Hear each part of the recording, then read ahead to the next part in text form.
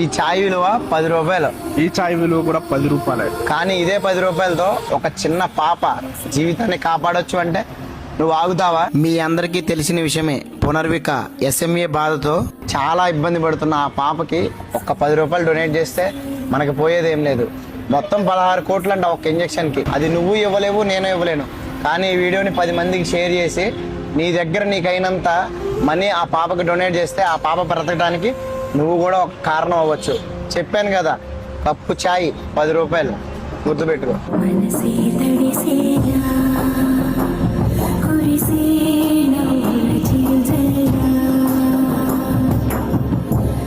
సమయం